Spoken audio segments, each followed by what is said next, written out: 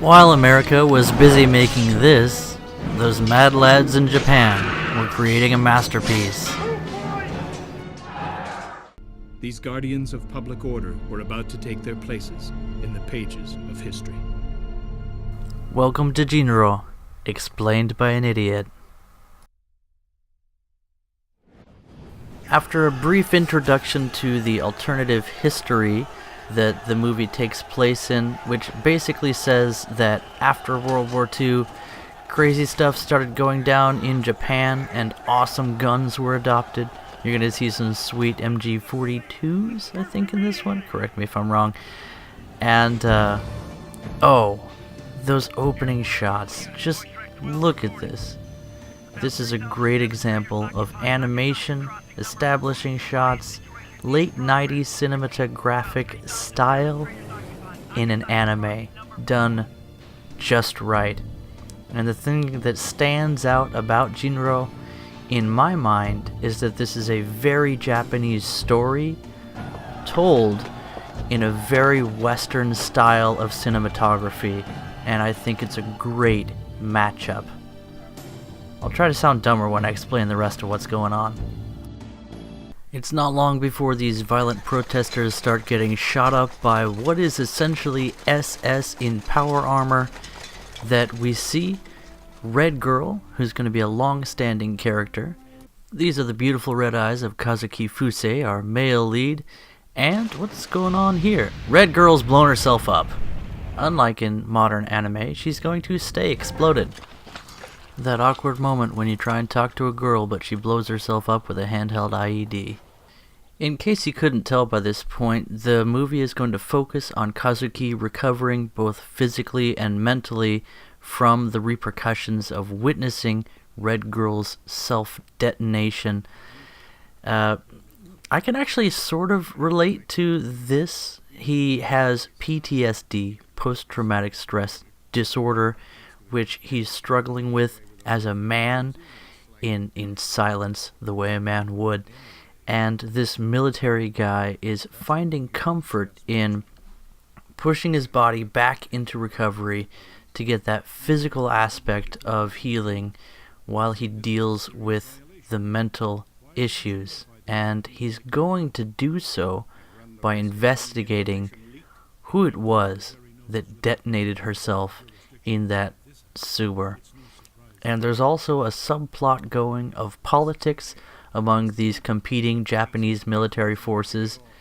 Insert World War II meme here that is going to form the major overlying plot of the climax of the movie. If we did do that, well, just think about the vulnerable situation we're in right now. Kazuki ends up taking the fall for the police's inability to maintain order during the incident we just witnessed, and instead of being instead of being fired, he ends up being demoted and basically having to go back through training, and I think he also gets suspended. He ends up having some free time to get involved in some shenanigans that we're about to talk with. And again, this is sort of a saving face thing. Very Japanese, very Asian concept, but loose cannon cop gets knocked down to private would be a pretty good example of the American equivalent. Why did Kazuki not get kicked off the force? Is it because he has friends in high places? Could he be a member of the infamous Wolf Pack, Wolf Brigade, Wolf Squad? Hashtag Twilight? Kazuki, did you hear they're making a live-action Dragon Ball Z starring Discount Spider-Man? Why?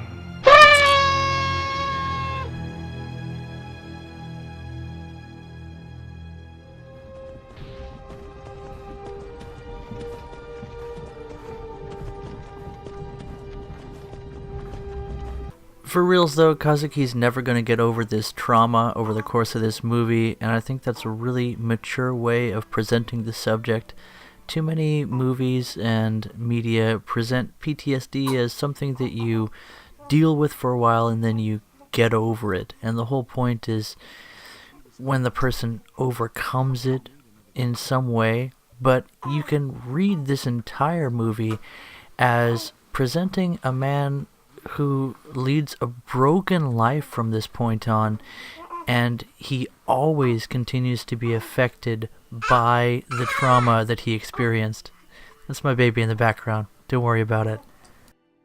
As I mentioned before, Kazuki's gonna hit the road on his free time, investigating on his own who this red girl was, and, well, he's also going to become a pawn of Japanese inter-office politics, and that is just as interesting as it sounds, up until the point where Kazuki starts shooting people, and then you're like, hey Kazuki, you gonna shoot that guy? And he shoots that guy, and it's awesome.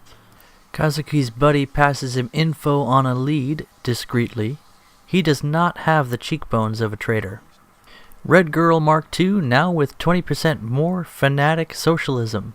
She'll be a main character for the rest of this movie. Mother, what big claws you have! Mother, what big teeth you have!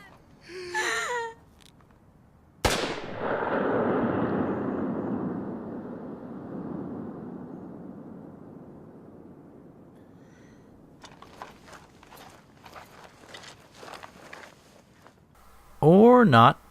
No, just kidding. That was the end of the movie. Kazuki kills this woman in the end of the movie.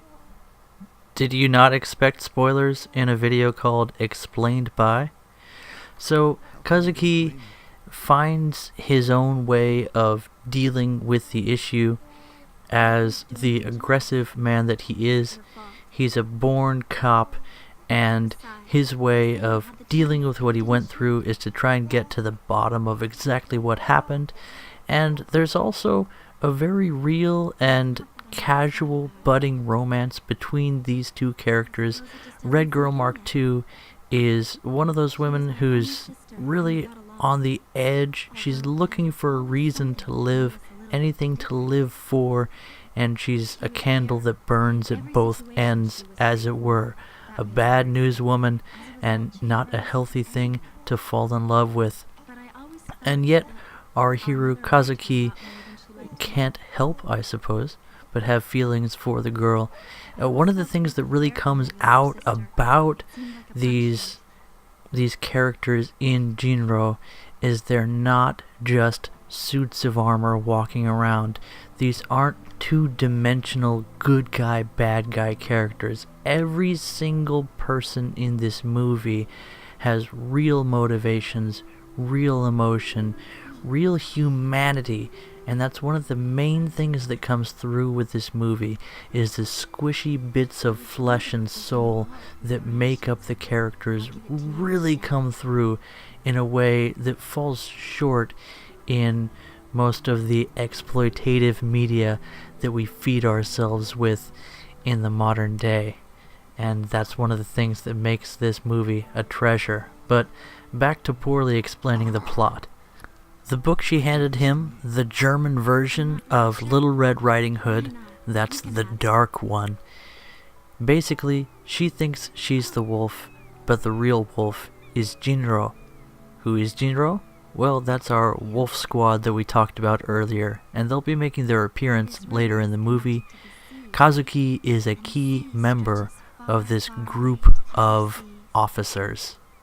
Kazuki does some training with the boys. Guess what? He still has PTSD. It doesn't go well.